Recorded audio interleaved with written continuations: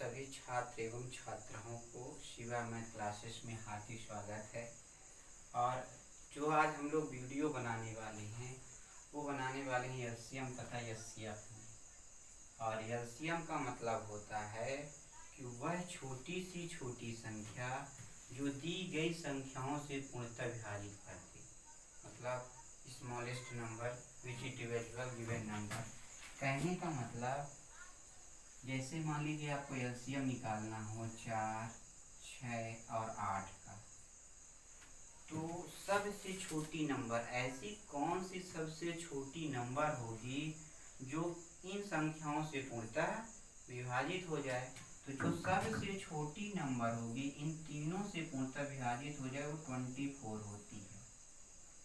मतलब इससे छोटी कोई भी नंबर नहीं होती जो इन तीनों से विभाजित हो जाए। और एचसीएफ का मतलब होता है कि वह बड़ी सी बड़ी संख्या जो इन तीनों को विभाजित करती। पहले तो आप डिफिनीशन में थोड़ा सा ध्यान देंगे। एचसीएफ का मतलब होता है वह बड़ी सी बड़ी संख्या जो इन तीनों संख्याओं को पूर्णतः विभाजित कर दे। तो सबसे बड़ी जो संख्या होगी आप देखेंगे 2 से 4 भी विभाजित हो जाएगा पूर्णतः, 2 से 6 भी, 2 से 8 भी।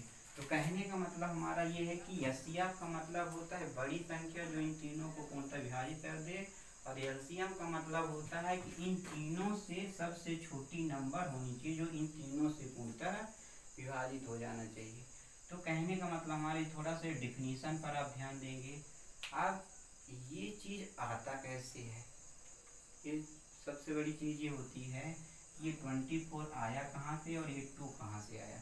इसको सॉल्व करने के लिए हमारे पास कई मेथड होती है और उस मेथड के बारे में आइए हम लोग चर्चा करते हैं।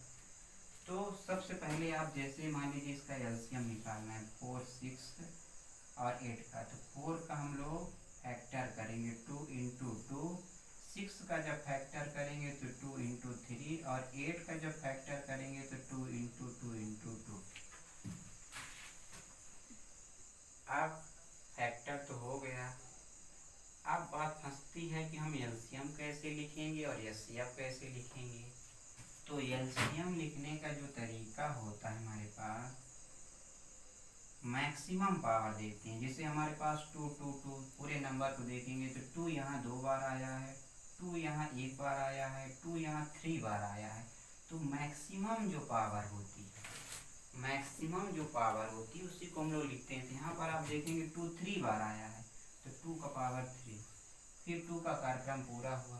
अब हमारे पास जो दूसरी नंबर है 3, तो 3 एक ही बार आया है तो ये 3, 2 का पावर 3 का मतलब होता है 2 इंटू 2 इंटू 2 इंटू 3। ये हो जाएगा हमारे पास 8 इंटू 3, ये हो जाएगा 24। तो जो इसका एलसीएम हुआ हमारे पास 24। और जब इसका हम एचसीएफ निकालेंगे, एचसीएफ का मतलब ये होता है कि हाईएस्ट कॉमन फैक्टर, मतलब इन तीनों का जो हाईएस्ट कॉमन फैक्टर होता है उसी को एचसीएफ कहते हैं। अगर मान लीजिए कॉमन नहीं आता है तो उसका एचसीएफ हमेशा 1 होता है। इसका अगर आपको एचसीएफ लिखना है तो जो इसका एचसीएफ हम लोग लिखेंगे, देखो तीनों में जो होना चाहिए, तीनों हमारे पास 2 है, 2 के अलावा तीनों में कोई भी नंबर मैच नहीं कर रही, तो इसका एचसीएफ जो होगा वो 2 होगा। आप दूसरा एग्जाम्पल लेंगे, मान लीजिए आपके पास ऐसी सिचुएशन बनती है कि कोई भी कॉमन नहीं आता है, तो सिचुएशन में हमेशा एचसीएफ 1 होता है। जैसे 3, 7 और आपके पास 11 दिया, तो इसका एचसीएफ कितना होगा, इन तीनों में कोई भी कॉमन नहीं है, उस सिचुएशन में इसका एचसीएफ हमेशा कितना होगा, 1 होगा। और अब दूसरा क्वेश्चन लेकर हम लोग थोड़ा सा पढ़ते हैं। ये बहुत ही बेसिक आपको जानकारी दी जा रही है। जैसे मान लीजिए आपके पास दिया हो 10, 15 और 20, इसका आपको एलसीएम और एचसीएफ लिखना है। तो एलसीएम लिखने के लिए हम लोग जो भी दिया रहता है तो उसका हम लोग फैक्टर निकालते हैं 2 इंटू 5 और 15 ये हो जाएगा 3 इंटू 5 और 20 का मतलब होता है 2 इंटू 2 इंटू 5। अब जैसे आपको एलसीएम लिखना है यहाँ पर, एलसीएम। तो पहले आप 2 देखेंगे, ठीक है ना। तो 2 तो यहाँ एक बार आया, इसमें 2 आया ही नहीं है। इसमें 2 कितनी बार आया है? 2 बार आया है। तो जब ये 2 बार आए, मैक्सिमम पावर लेती है, ये हो जाएगा हमारे पास 2 का पावर 2। तो इस 2 का कार्यक्रम पूरा हुआ। देखेंगे आप यहाँ पर, जैसे यहाँ पर 2 एक बार आया है, ठीक है ना। यहाँ पर 2 आया नहीं, यहाँ पर 2 2 बार आया है। तो इन तीनों में देखेंगे 2 सबसे अधिक बार किस में आया है? 2 का पावर 2। इसके बाद हम 5 देखेंगे, 5 यहाँ पर एक बार आया है, यहाँ पर भी एक बार आया, यहाँ पर। तो तीनों में एक एक बार आए तो उसको एक ही बार लिखना है। फिर हमारे पास बात किसके पास थी? 3 एक बार आया है, तो उसको हम लोग लिख देंगे। आपको सिर्फ इतना ध्यान रखना है कि मैक्सिमम पावर लेना है। 2 आप देख रहे हैं यहाँ पर एक बार आया, यहाँ पर आया नहीं तो कोई बात है नहीं। यहाँ पर 2 2 बार आया, तो 2 का कार्यक्रम जो होगा 2 का पावर 2। उसके बाद 5 आप देखेंगे, सब में एक एक बार आया, तो एक बार लिख ही देना, उसमें कोई दिक्कत ही नहीं है। फिर उसके बाद हमारे पास 3 एक बार आया, तो इसको जब हम लोग हल करेंगे तो हो जाएगा 4 × 15। जब इसका मल्टीप्लाई करेंगे तो 16।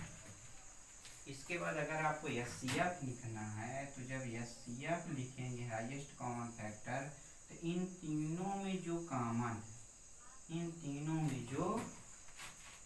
कॉमन है उसी को हम लोग एचसीएफ कहते हैं। आप देख रहे हैं इन तीनों में जो कॉमन है वो सिर्फ और सिर्फ कितना हमारे पास 5 है। अगर ऑड नंबर होता है ना, जैसे आपके पास 3 5 7, और इसका आपको एलसीएम निकालना हो, तो इसको हम लोग डायरेक्ट मल्टीप्लाई कर देते हैं, और जो भी नंबर हमें मिलता है वही एलसीएम हो जाता है। उसमें फैक्टर की कोई संभावना ही नहीं रहती है। तो अगर इसका एलसीएम लिखना हो तो 3 × 5 × 7, तो हो जाएगा 15 × 7, ये हो जाएगा 105, 105। और इसका जो एचसीएफ होगा हमारे पास वो कितना होगा? 1 होगा। तो कहने का मतलब ये बहुत ही बेसिक टर्मिनोलॉजी होती है, जिसको समझना और पढ़ना बहुत ही ज़रूरी होता है। क्योंकि अगर आपसे एलसीएम और एचसीएफ नहीं बनता है तो आप कभी भी फ्रैक्शन को सॉल्व नहीं कर पाएंगे। तो ये हमारे पास जो बेसिक टर्मिनोलॉजी थी उसको आप बहुत ही अच्छे से ध्यान से देखेंगे। और जो हमारे पास नेक्स्ट आप देखेंगे, नेक्स्ट फ्रैक्शन आता है। बेसिक क्लासेस में जो नेक्स्ट आता है वो आता है हमारे पास फ्रैक्शन।